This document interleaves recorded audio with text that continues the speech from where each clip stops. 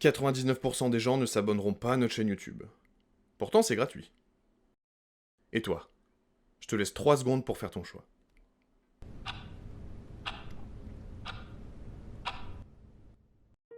On est dans une période très particulière au moment où on sort cette vidéo. Des dizaines de milliers de morts liés au Covid-19, un confinement presque total en France. On est dans une période où la solidarité et la bienveillance sont des éléments essentiels à notre survie et à notre combat contre ce satané virus. Après ce confinement, la vraie nature des hommes reprendra sûrement le dessus. Les gens seront toujours aussi envieux et jaloux les uns envers les autres. Quand tout le monde aura repris sa vie, la plupart des gens continueront de critiquer les uns et de rabaisser les autres. Et en fait, notre comportement n'aura pas vraiment changé. On va reprendre nos bonnes vieilles habitudes individualistes, et tout ça pourquoi? Pour se sentir meilleur, sentir supérieur, sentir reconnu ou exister? On a tellement peur d'être moins bien vu que les autres qu'on serait capable de leur souhaiter d'échouer, même s'ils ne le méritent pas. Alors, ce que tu devrais peut-être faire aujourd'hui, c'est aller à contre-tendance et simplement te réjouir pour la réussite des autres et t'en inspirer. Que ce soit des proches, des collègues, des entrepreneurs ou des sportifs.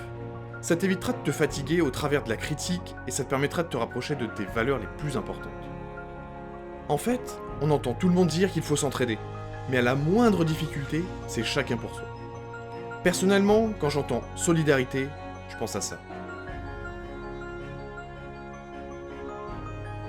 Alors qu'aujourd'hui, on est plutôt dans ça.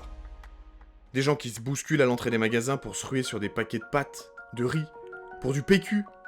Vraiment? Alors encore une fois, tu peux aller à contre-courant et aider les autres au lieu de leur marcher dessus. Comment? C'est simple, en faisant attention au monde qui t'entoure. Avec des petites attentions simples mais importantes. Une petite mamie qui a du mal à attraper un aliment dans un magasin, va lui donner un coup de main. Une femme enceinte derrière toi à la caisse, laisse-la passer pour la soulager.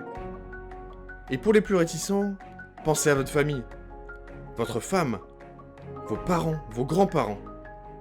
Vous n'aimeriez pas qu'on en prenne soin d'eux? Si? Alors donnez le bon exemple en prenant soin des autres. Vous savez, ça me fait penser aux moutons blancs et aux moutons noirs. La plupart du temps, les moutons sont blancs. Mais il peut arriver qu'un mouton naisse noir.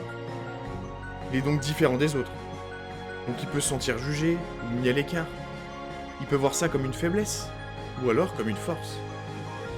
La plupart des gens préféreraient être un mouton blanc pour être comme tout le monde, c'est-à-dire suivre le troupeau sans trop se poser de questions et être accepté, quitte à se restreindre et quoi qu'il en coûte. Mais vous, n'ayez pas honte de vouloir être différent, de vous poser des questions. Soyez ce mouton noir en osant changer les choses. Nous aujourd'hui, on n'a pas peur d'être des moutons noirs. Alors rejoins-nous en t'abonnant à cette chaîne.